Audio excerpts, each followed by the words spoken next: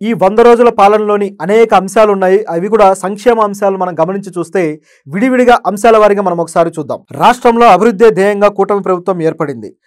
అప్పటికే ఆర్థికంగా పతనమైన ఈ ప్రభుత్వాన్ని తిరిగి గాడిలో పెడుతూనే సంక్షేమ పథకాలకు కూడా ఎటువంటి లోటు లేకుండా ప్రభుత్వం చర్యలు తీసుకుంది. ఇందులో ముఖ్యంగా రాష్ట్రం వచ్చిన తర్వాత మొట్టమొదటి పని భారీ స్థాయిలో పెన్షన్ల పంపిణీ. గతంలో 3,000గా ఉన్న సామాజిక పెన్షన్లను ఒక్కసారిగా 4,000కు పెంచుతూ చంద్రబాబు నిర్ణయం తీసుకున్నారు. ఎన్నికల సమయంలో పెండింగ్లో ఉన్న 3 నెలలకు కూడా దీన్ని వర్తింపజేసి 7,000 చొప్పున లబ్ధిదారులకైతే ఈ పెన్షన్ అందించారు. గత ప్రభుత్వంలో ఒక్కసారి కూడా డిఎస్సి నోటిఫికేషన్ రాలేదు. కానీ చంద్రబాబు ప్రభుత్వం ఏర్పాటైన వెంటనే ముఖ్యమంత్రిగా సంతకాలు పెట్టిన మొదటి ఫైళ్లలో డిఎస్సి ఫైల్ కూడా ఒకటి. మెగా డిఎస్సి ఇస్తున్నామంటూ ఫైళ్లలో సంతకం చేశారు.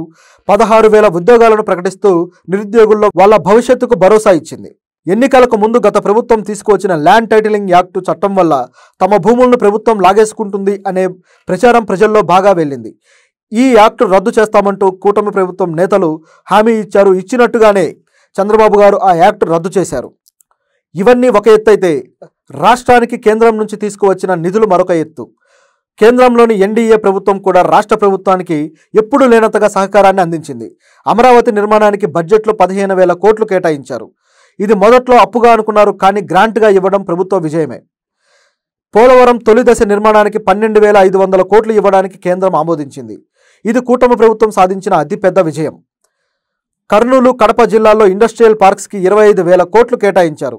కేంద్రం సహకారంతో ఫాక్స్కాన్ కంపెనీని ఎలక్ట్రానిక్స్, సెమీ కండక్టర్స్ తయారీకి ఒప్పించి తీసుకువచ్చారు చంద్రబాబు గారు. టాటా కంపెనీని ఐటీ, ఎలక్ట్రానిక్స్ రంగంలో ఉత్పత్తుల కోసం తీసుకువచ్చారు. హెచ్సిఎల్ విస్తరణ చేసి దాదాపు 15,000 ఉద్యోగాలు కల్పించడానికి ప్రభుత్వం రంగం సిద్ధం చేసింది. ప్రైవేటు రంగంలో ఇవన్నీ భారీ స్థాయిలో ఉపాధి కల్పనకు తోడ్పడతాయి. ఎప్పటి నుంచో పెండింగ్లో ఉన్న గత ప్రభుత్వం అటకెక్కించిన విషయం ఏదన్నా ఉందంటే అది విశాఖ రైల్వే జోన్. దీనికి 52 ఎకరాలను పూర్తి హక్కులతో కేటాయించారు. ఇది కాక గత ప్రభుత్వం నిర్లక్ష్యం చేసిన అనేక బిల్లులను చెల్లింపు చేశారు. వీటిలో మొట్టమొదటిది, ప్రభుత్వం మీద ఆర్థిక భారం పెరిగినా సరే చేయగలిగింది ఏంటంటే ఆరోగ్యశ్రీ సేవలకు గత ప్రభుత్వం బిల్లులన్నీ బకాయిలు పెట్టింది. ఏ బిల్లులు చెల్లించలేదు. చివరికి ఆరోగ్యశ్రీ సేవలు ఏవైతే ఉన్నాయో అవి మేము అందించము అని చెప్పేసి ఆసుపత్రుల యాజమాన్యాలు కూడా ప్రకటించడం జరిగింది.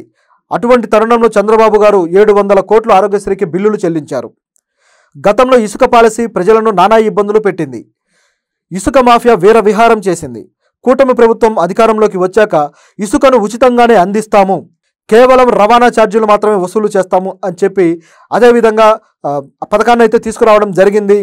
దీనివల్ల భవన నిర్మాణ కార్మికులకు ఉపాధి మళ్ళీ దొరికినట్టయింది.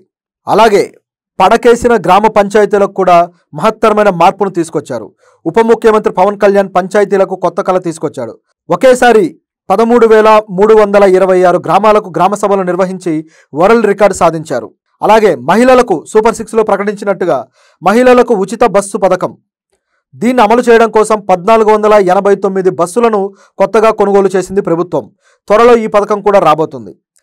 గత ప్రభుత్వం నిర్లక్ష్యం చేసిన అన్నా క్యాంటీన్లను చంద్రబాబు ప్రభుత్వం తిరిగి ప్రారంభించింది. తొలి దశలో 100 క్యాంటీన్లు, నిన్నైతే మరో 75, అలాగే మొత్తం 175 అన్నా క్యాంటీన్లు అయితే తెరిపించడం జరిగింది.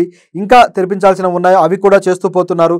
ఇవన్నీ కూడా వలస కూలీలకు, అదేవిధంగా రోజువారీ కూలీలకు ఆసరా అయ్యాయి. విజయవాడ వరదలను ప్రభుత్వం ఎదుర్కొన్న తీరు కూడా ప్రశంసనీయం.